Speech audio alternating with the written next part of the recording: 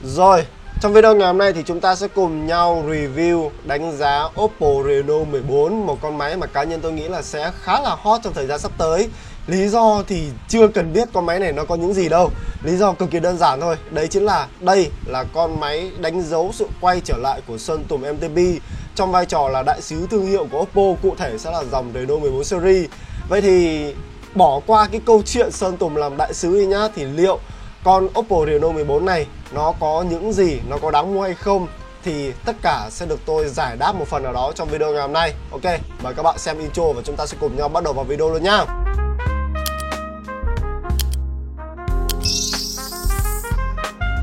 Quả này Oppo book được Sơn Tùng đúng kiểu là đối trọng với cả Samsung book hiếu thứ hai luôn đấy. Không biết là bên nào sẽ bán được chạy hơn.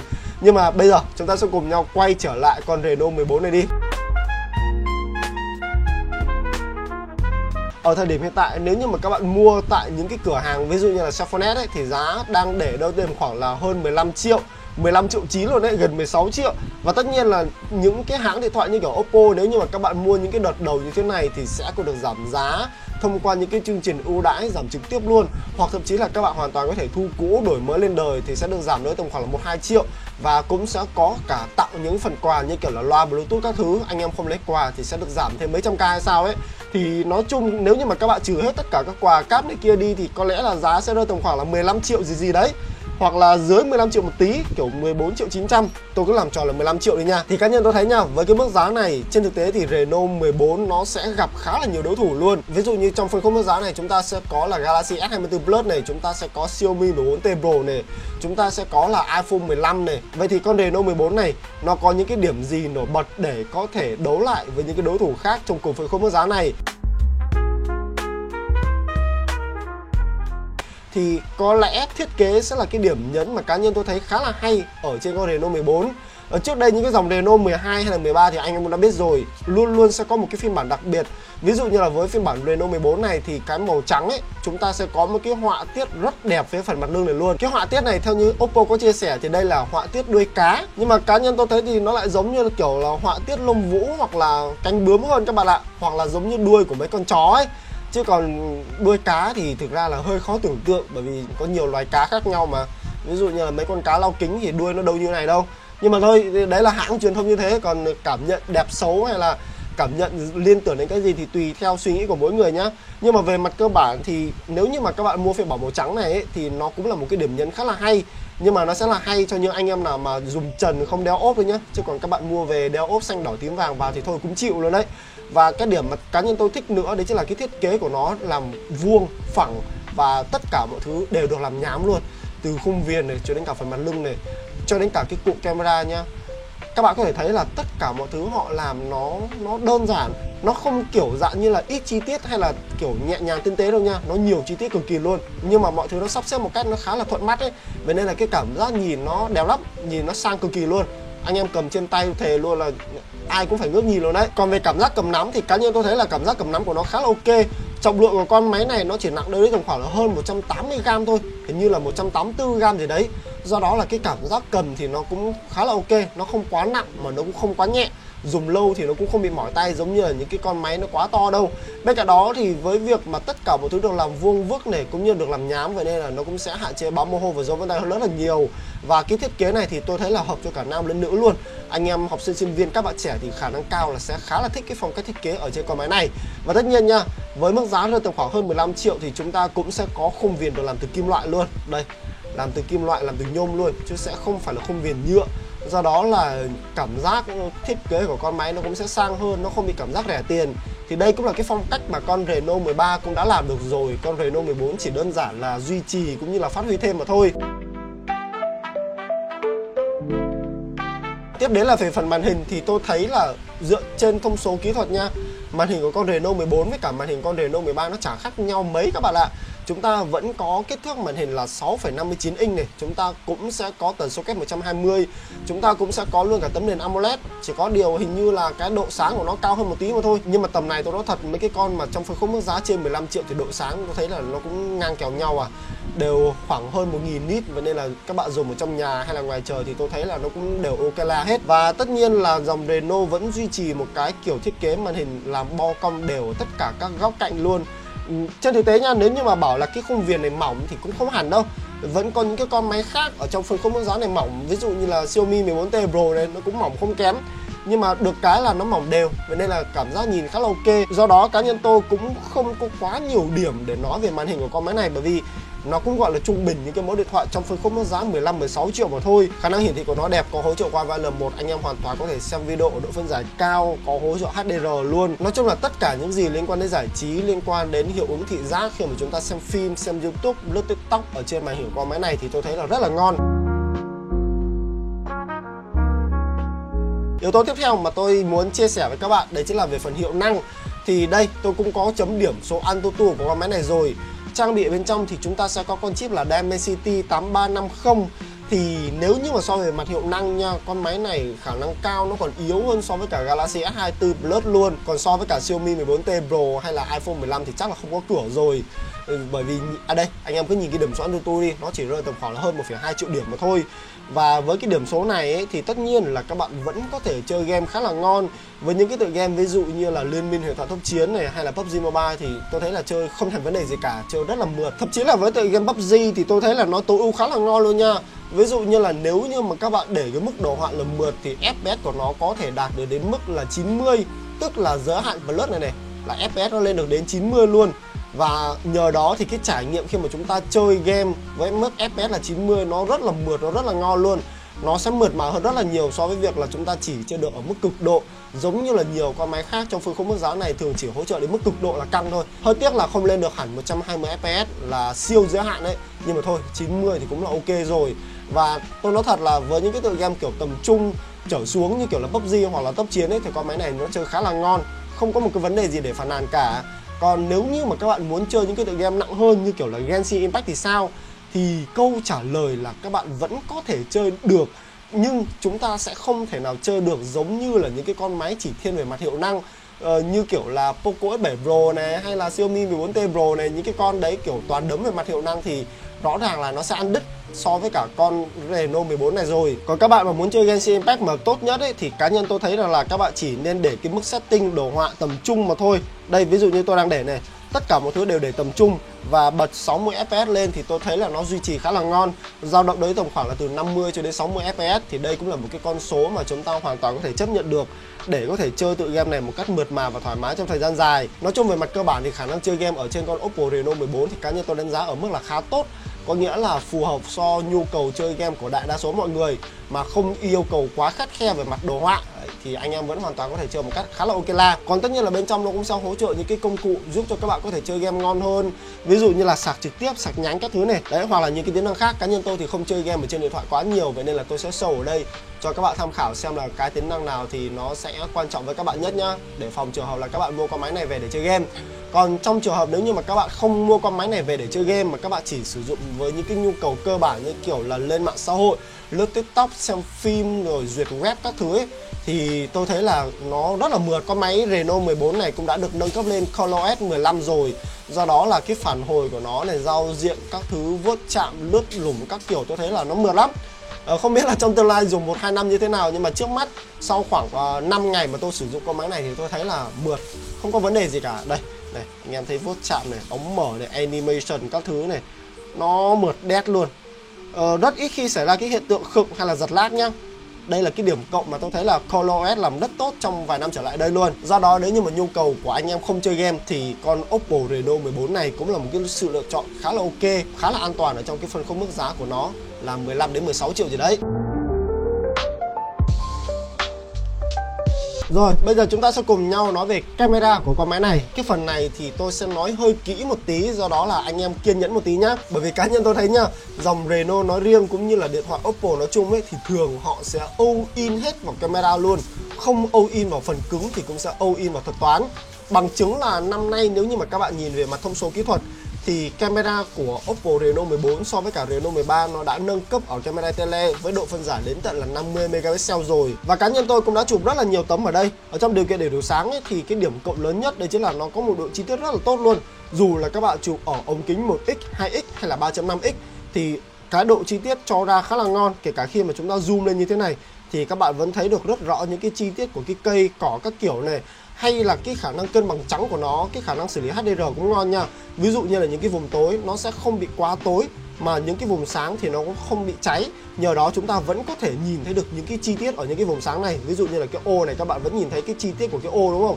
Hay là cái bờ tường này, những cái vùng tối này thì các bạn vẫn nhìn thấy được những cái chi tiết ở bên trong đấy. Một vài những cái tấm ảnh khác như các bạn có thể thấy ở đây thì nó cho một cái khả năng cân bằng trắng rất là tốt nha. Nhờ đó cái màu sắc của cái bức ảnh cuối cùng cho ra ấy, nhìn nó có sự can thiệp bởi AI. Tuy nhiên nhìn nó lại cực kỳ tự nhiên và nịnh mắt. Nhưng cái ảo nhất không phải là khi mà chúng ta chụp linh tinh, chụp cảnh, chụp vật thể các thứ đâu, mà nó ảo khi mà chúng ta chụp người các bạn ạ. Tôi thề với các bạn luôn là bất kể là các bạn đã tắt hết tất cả những cái tính năng làm đẹp ở bên trong, nhưng khi mà các bạn chụp người thì kiểu gì da người nó cũng lên trắng trẻo hồng hào đó các bạn ạ. Và đây là cái điểm mà tôi nghĩ là chị em sẽ chết mê chết mệt khi mà sử dụng con Oppo Reno 14 này thôi. Ví dụ như những cái tấm này các bạn có thể thấy là da người lên cực kỳ hồng hào và đẹp luôn. Và nó cũng sẽ tự động cà những cái mụn, cà những cái khuyết điểm ở trên da mặt của các bạn. Bên cạnh đó thì cái khả năng xóa phông rất là tốt. Ví dụ như là các bạn có thể nhìn thấy là những cái vùng, những cái sợi tóc này này, mặc dù là nó nhỏ li ti thôi nhưng mà nó vẫn xóa phông được, nó vẫn tách chủ thể được. Và tất cả mọi thứ khi mà nó tách ra nha, nó khá là mịn luôn, nó không hề bị gai mắt một tí nào. Do đó với những chị em nào mà muốn sử dụng một cái điện thoại để chụp ảnh trên xóa phông thì cứ lựa chọn Oppo và phang cho tôi. Không có tiền mua file X8 thì mua con Reno 14 này cũng được. Còn về khả năng zoom, giống như lúc nãy tôi có chia sẻ, năm nay là Oppo cũng đã nâng cấp ở camera zoom rồi.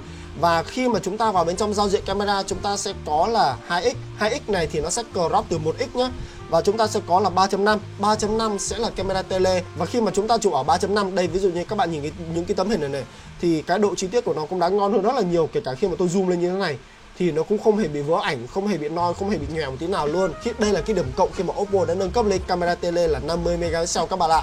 Dùng nó sướng hơn so với cả con Reno 13 rất là nhiều luôn. Tuy nhiên các bạn cần phải lưu ý đấy chính là trong giao diện camera thì chúng ta sẽ có một cái cụm là 7x. Nhưng cái 7x này là nó crop từ 3.5x nhé, chứ nó không phải là 7x quang học đâu. Do đó là khi mà các bạn chụp ở trên 7x ấy, thì các bạn sẽ thấy là nó bị vỡ hơn khá là nhiều và ảnh nó sẽ bị bệt hơn. Đặc biệt là khi mà chúng ta zoom lên, chứ cái độ chi tiết, độ sắc nét của nó sẽ không ngon như cái việc là chúng ta chụp 3.5x đâu. Đây cũng là một điểm mà các bạn cần phải lưu ý. Rồi, tiếp theo đấy chính là về khả năng quay video. Thì năm nay có một điểm cộng rất lớn, đấy chính là Oppo Reno 14 cho phép chúng ta quay video ở độ phân giải là 4K và 60 fps luôn. Rồi, quá ngon. Nhờ đó thì khung hình của chúng ta nó sẽ mượt hơn và độ chi tiết của chúng ta cũng sẽ nét hơn rất là nhiều. Và tất nhiên là camera của Reno 14 cũng sẽ được trang bị khả năng chống rung quang học OIS luôn. Do đó ví dụ như là cái video mà các bạn đang xem ở đây, nó chống rung rất mượt các bạn ạ. Trong điều kiện đầy đủ sáng thì quay tôi thấy nét căng, quay rất là ngon, không có một cái điểm gì để chê cả. Và đặc biệt khi mà các bạn quay ở độ phân giải là 4K 60 fps thì khung hình nó mượt cực kỳ. Nó mượt hơn rất nhiều so với việc là 30 fps. Dạo gần đây tôi chỉ thích quay 60 fps thôi các bạn ạ. Và kể cả khi mà chúng ta chuyển qua lại giữa các ống kính camera 1x này, 2x, 3.5 hay là 7x ấy, thì cái độ khực của nó rất ít luôn. Và chuyển qua lại giữa các ống kính này nó rất mượt các bạn ạ. Vậy nên là khi chúng ta quay video nó rất sướng. Cá nhân tôi thấy là khả năng quay video ở trên Oppo năm nay cũng đã nâng cấp rất là nhiều rồi. Và nhất là khi chúng ta quay trong điều kiện đầy đủ sáng thì nó càng đẹp các bạn ạ. Bên cạnh đó thì năm nay camera trước các bạn cũng có thể quay được ở độ phân giải là 4K 60 fps luôn. Trời ơi quá ngon. Một điểm cộng cho những anh em content creator, các bạn tiktoker, các bạn nữ muốn quay lắp đít, các bạn nữ muốn quay những cái nội dung lành mạnh thì đây sẽ là sự lựa chọn rất hợp lý cho các bạn luôn. Giờ đây các bạn không cần phải mua iPhone nữa, các bạn cứ mua Oppo Reno 14 để quay tiktok cho tôi. Không cần phải dùng filter của tiktok luôn, filter của Oppo đã là quá đủ rồi. Còn về video thực tế như thế nào thì các bạn hoàn toàn có thể xem cái video này nhá. Đây là video được quay ra từ camera trước của Oppo Reno 14 với độ phân giải là 4K 60 fps. Khá là ngạc nhiên khi mà năm nay dòng Reno được trang bị khả năng quay đến tận là 4K 60 fps luôn. Tuy nhiên có một điểm mà tôi thấy khá hay đấy chính là khi mà tôi quay bằng camera trước và chuyển ở chế độ 4K ấy, thì nó sẽ sử dụng ống kính là 0.8. Đây mới là 1x này, đây mới là 2x này. Đấy, đây là cái mặc định của nó này. Khá là hay đấy. Rồi, chúng ta sẽ cùng nhau đi đến những cái điều kiện khó khăn hơn. Ví dụ như là khi chúng ta chụp ở trong điều kiện thiếu sáng thì nó sẽ như thế nào. Thì có một điểm mà cá nhân tôi nhận ra khi mà chụp trong điều kiện thiếu sáng đấy chính là Oppo sẽ tự động giảm cái độ sáng đi. Có nghĩa là khi mà các bạn ban đầu chụp một kiểu nhưng mà cái ảnh cuối cùng cho ra AI nó can thiệp vào thì cái độ sáng nó sẽ giảm đến khoảng là 1 cho đến 2 tông. Nhờ đó thì nó sẽ tăng độ chi tiết lên cũng như là nó sẽ giảm no ở những cái vùng tối. Ví dụ như tấm này các bạn có thể thấy này, cái nền đường các bạn vẫn thấy rất rõ từng cái lỗ của cái đường xi măng luôn. Hay là cái phần nền trời đó, nó sẽ đỡ bị xám hơn và nó đỡ bị noi hơn so với việc là những cái máy khác sử dụng thuật toán để tăng ánh sáng lên trong điều kiện thiếu sáng này. thì Oppo lại làm ngược lại, đấy chính là giảm sáng đi một tí để giúp cho độ chi tiết, độ tương phản các thứ nó ok hơn rất là nhiều. Và năm nay nếu như mà các bạn chủ ở trong những cái điều kiện ánh sáng nó không quá phức tạp, ví dụ cũng là cái tấm này luôn, thì những cái vùng sáng này của nó này nó được điều chỉnh khá là ok, nó sẽ không bị flare, nó sẽ không bị cháy sáng, và cái độ chi tiết tôi thấy là vẫn giữ ở cái mức mà chúng ta hoàn toàn có thể chấp nhận được, và các bạn vẫn có thể sử dụng những cái tấm hình này để đăng story. Và tôi thấy là chụp đêm một con này nó cũng nghệ phết. Tuy nhiên nếu như mà các bạn chụp ở những cái nơi mà điều kiện ánh sáng nó quá phức tạp, ví dụ như là đèn đường nó quá sáng như thế này ấy, thì tất nhiên là vẫn sẽ xảy ra cái hiện tượng viền sáng xung quanh cái bóng đèn như thế này, và điều này nó sẽ ảnh hưởng đến cái độ chi tiết của ảnh. Ví dụ đây, những cái tấm này thì anh em nhìn là những cái tán lá cây là nó sẽ bị bệt ảnh đi luôn, và những cái vùng tối nó sẽ xuất hiện noi luôn. Thì nếu như mà các bạn chụp ở những cái nơi mà ánh sáng nó quá mạnh, nó quá phức tạp, quá khó để cho AI xử lý thì rõ ràng là Reno 14 nó sẽ không làm được đâu. Nhưng mà với những cái điều kiện ánh sáng nó bình thường, ví dụ như là kiểu bóng đèn LED hoặc là những cái dải đèn ấy, thì tôi thấy là nó xử lý khá là mượt, khá là ok. Đây, ví dụ những cái tấm mà tôi chụp mấy cái bông hoa nhựa này, các bạn có thể thấy này, nó xử lý ngon phết luôn. Hay là cả cái tấm mà tôi chụp con robot này, đó, các bạn thấy không? Nó đã chủ động giảm sáng đi để giúp cho những cái vùng sáng này nó không bị mất chi tiết, và chúng ta vẫn có thể nhìn thấy rõ ảnh, nhìn thấy rõ tất cả những cái chủ thể ở trong bức ảnh này. Nhưng mà điều này cũng sẽ tạo ra một cái cảm giác là ảnh nó sẽ bị tối quá nhiều. Ví dụ như là những cái vùng tối như thế này này là nó sẽ bị tối hơn so với cái mắt người mà chúng ta nhìn. Thì cái này nó tùy theo cái gu thẩm mỹ của mỗi người thôi. Cá nhân tôi thì thấy là nó đang hơi tối quá ở những cái vùng này, phải chi mà nó đẩy sáng cho những cái vùng tối này thêm một tí nữa thôi thì nó sẽ ok hơn rất là nhiều. Nhưng mà tổng thể những cái bức ảnh khi mà các bạn chụp ở trong điều kiện thiếu sáng như thế này thì cá nhân tôi thấy khá là ngon rồi. Còn nếu như mà các bạn quay video ở trong điều kiện thiếu sáng thì sao? Thì tất nhiên cái điểm cộng lớn nhất của nó vẫn là ở khả năng chống rung thôi, và độ chi tiết khi mà các bạn quay trong điều kiện thiếu sáng này cũng ngon nha. Ví dụ như cái video mà các bạn đang thấy là tôi đang quay ở trong cái gọi là chợ của cái Emax ấy, thì đấy, độ chi tiết màu sắc của mấy con figure tôi thay đổi các ống kính zoom lên zoom vào bên trong thì độ chi tiết của nó vẫn được giữ nguyên nha. Và ánh sáng các thứ nó làm rất là đều, rất là cân đối luôn. Nó không hề bị cháy ở những cái vùng quá sáng, mà những cái vùng quá tối thì nó cũng không bị lẹm đến mất các chi tiết. Chúng ta vẫn có thể nhìn thấy được là bên trong đó đang có những cái gì. Và khung hình thì gần như là ổn định, không hề bị xé, không hề bị rung lắc quá nhiều. Và thậm chí là các bạn hoàn toàn có thể tự tin cầm con máy này tham gia những cái concert, tham gia những cái buổi ca nhạc của Sếp Tùng, đứng từ xa vẫn có thể quay Sơn Tùng MTV hát được. Đấy, khá là ngon. Rồi, và đó là những gì mà tôi muốn chia sẻ với các bạn về camera của Oppo Reno 14. Bây giờ thì chúng ta sẽ cùng nhau nói về pin với cả tốc độ sạc đi. Về pin thì năm nay Oppo Reno 14 cũng là một cái điểm mà cá nhân tôi khá là thích. Đấy chính là nó trang bị viên pin dung lượng là 6000 mAh. Mặc dù công nghệ pin cũng chỉ là pin bình thường thôi chứ không phải là silicon carbon, nhưng 6000 mAh là một con số mà tôi thấy nên là tiêu chuẩn của năm 2025. Rất nhiều hãng bây giờ cũng đã nâng cấp lên 6000 mAh rồi các bạn ạ. Với những bạn nào kiểu là dân văn phòng đi làm cả ngày, tối về mới dùng để lướt TikTok hay là chơi game giải trí thì con này dư sức dùng trong cả một ngày dài. Còn nếu như mà anh em kiểu dạng như là bào máy dùng liên tục mà không ngừng nghỉ một tí nào ấy thì tôi nghĩ là con máy này cũng phải trụ tới tầm khoảng là 7 tiếng rưỡi cho đến 8 tiếng hỗn hợp với những cái ứng dụng cơ bản mà chúng ta sử dụng hàng ngày rồi đấy. Nói chung là tôi thấy dung lượng pin như thế này là quá ngon, quá đủ để cho các bạn có thể sử dụng một cách cực kỳ thoải mái rồi. Hơn nữa là điện thoại đến từ Oppo mà có mức giá hơn 15 triệu thì con máy này cũng được ưu ái trang bị công suất sạc nhanh đến tận là 80W theo tiêu chuẩn là VOC, nên là cái việc mà chúng ta có thể sạc đầy pin trong thời gian tới tầm khoảng là 40 đến 45 phút cũng là một quãng thời gian khá là thoải mái rồi. Nhưng mà tôi méo hiểu sao là trong cái hộp của tôi ấy, trong cái hộp của con Reno 14 này tôi không mang về đây, tôi để trên công ty rồi. Thì trong cái hộp đấy, cái củ sạc của tôi nó lại chỉ là củ sạc 45W, nó lại méo phải là củ sạc 80W. Tôi không biết nữa, anh em nào khi nào sau này mua máy về thử kiểm tra xem là cái trong hộp của các bạn là củ 80 hay là củ 45 nhá. Nhiều khi là cái bản của tôi là bản gửi sớm nên là có thể nó sẽ bị lỗi hoặc là sai sót gì đấy. Bây giờ tôi sẽ nói cho các bạn một yếu tố khác, đấy chính là về loa. Tôi thề với các bạn luôn, loa con máy này ảo VL. Thứ nhất là loa của nó nghe rất là to. Chúng ta sẽ có loa kép, một loa nó nằm ở đây này, và một loa thì nó nằm ở đây. Và loa con này nghe to vồn, nó to đến cái mức mà chúng ta sờ vào máy nó còn rung lên luôn cơ mà. Có nghĩa là các bạn sờ vào con Oppo này và bật max volume ấy, các bạn cảm nhận rất rõ là cả cái máy này nó bị rung bởi vì cái âm lượng của cái loa luôn đấy. Loa con máy này mồm to VL, và không chỉ là có một cái loa mồm to thôi nha. Loa của con máy này cá nhân tôi thấy là nghe khá là hay. Nếu như mà so với cả iPhone ấy thì nó cũng là 18 hoặc 10 luôn đấy. Và cảm giác là nó hay hơn khá nhiều so với cả điện thoại của Xiaomi hay là Samsung. Tôi sẽ cho các bạn nghe cái đoạn nhạc demo ở đây để các bạn biết được là cái chất lượng loa của Oppo Reno 14 như thế nào.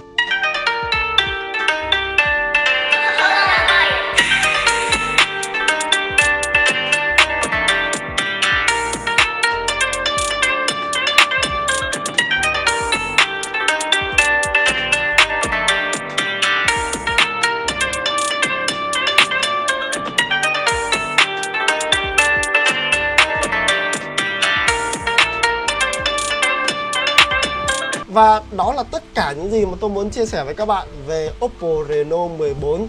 Đây có lẽ là một video khá là dài bởi vì tôi muốn đánh giá chi tiết con máy này luôn. Tôi cũng đã sử dụng con máy này đối tầm khoảng là 4-5 ngày tôi cầm máy trước các bạn mà. Vậy nên là tôi thấy là con máy này cũng khá là ok. Nếu như nói rằng là trong phân khúc mức giá 15 triệu này, liệu con Reno 14 này nó có đáng mua hay không, thì cá nhân tôi nghĩ là nó cũng là một trong số những lựa chọn mà các bạn nên quan tâm. Bởi vì nếu như mà chúng ta so về một yếu tố nào đó, ví dụ như là so về mặt thương hiệu thì nó sẽ thua Apple với cả Samsung, so về mặt hiệu năng thì nó sẽ thua Xiaomi 14T Pro. Nhưng nếu như mà chúng ta so về camera, cái khả năng xử lý ảnh ảo và color của nó, so về pin, so về tốc độ sạc, so về một cái hiệu năng đủ dùng, một cái thiết kế đẹp mới mẻ, và quan trọng nhất đây lại là một con máy mà các bạn hoàn toàn có thể chip moment cùng với cả Sơn Tùng MTP, thì cá nhân tôi thấy là 15 triệu nó cũng ấy chứ, cũng được ấy chứ, cũng không quá đắt đâu các bạn ạ. Vậy nên nếu như mà các bạn đang là Sky, quan trọng là các bạn đang là Sky, các bạn có khoảng 15 đến 16 triệu thì tôi thấy là các bạn mua con Oppo Reno 14 này dùng cũng được. Đấy, cũng nên cân nhắc để sử dụng con máy này đấy, không tệ một tí nào đâu. Còn nếu như mà các bạn chờ sau này 1-2 tháng nữa, thường mấy con Reno này nó rớt giá nhanh lắm, chờ 1-2 tháng nữa nó rơi về tầm khoảng là 14 triệu thì tôi nghĩ là mua nó sẽ ngon hơn rất là nhiều, nó sẽ kiểu P trên P hơn. Còn ở thời điểm hiện tại thì 15-16 triệu thì mua cũng được. Đấy, anh em nào mà đang sẵn tiền, đang là fan cứng của Sơn Tùng MTP thì chốt luôn cho tôi đi, dùng tôi thấy ok mà. Và đó là những cái chia sẻ cũng như là những cái cảm nhận của tôi. Vậy thì còn ý kiến của anh em thì sao? 15 đến 16 triệu thì các bạn có mua con Reno 14 này hay không?